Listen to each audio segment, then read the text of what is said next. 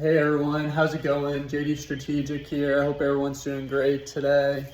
Just a quick story. I was just at the gym and I thought this definitely reflected back to the page, so I just wanted to share it. I was just walking by and I heard this pretty younger person talking about how he had bought Tesla a week ago and it pretty much got crushed, and then he ended up selling it. And this just reflects back to this idea of one, trying to pick your own individual stocks.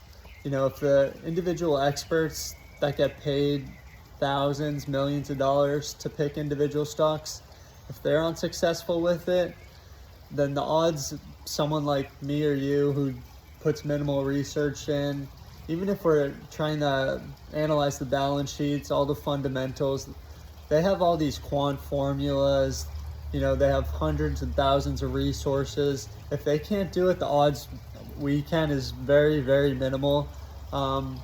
You're welcome to go ahead and try to beat the S&P and pick individual stocks if you want, but I've tried it, and I'll go into a later video with some of my individual stocks I tried picking when I first started, and I was not successful with it.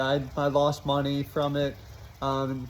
Usually, sometimes that's what it takes. You just have to lose money to learn your lesson. That's why it's so important to start at a younger age when you have just small amounts of money, because when you learn the lesson with small amounts of money, then when you get the larger amounts, you're not going to make those same mistakes.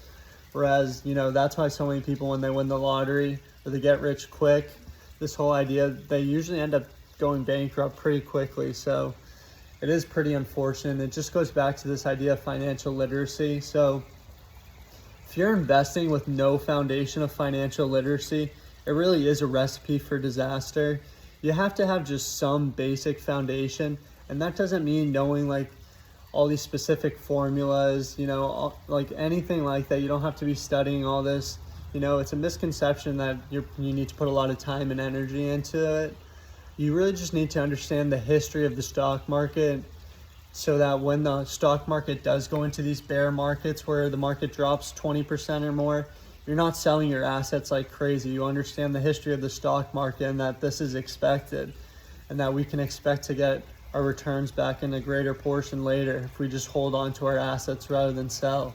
So it really is important to just have that basic foundation, so that when the moment does come, when we're in a bear market or maybe even a recession, you're not freaking out to sell your assets. You already have this planned out beforehand. So where everyone else is selling like crazy, you may be buying like crazy actually, because you understand the history of the stock market and you have that just basic foundation. So just a quick video talking about just that quick story of this person that bought Tesla and then sold it a week later after he had lost a lot of money. You know, overall, he bought the stock for a reason. So you shouldn't be caught up in this short term, especially 1 week later. You know, if the fundamentals are good and you believe in the company, there's no reason to sell your asset like crazy. A lot of the short term is just speculation, where the long term, that's where the fundamentals play out. So really just have that long-term investment strategy. Thank you everyone for tuning in. JD Strategic tuning out.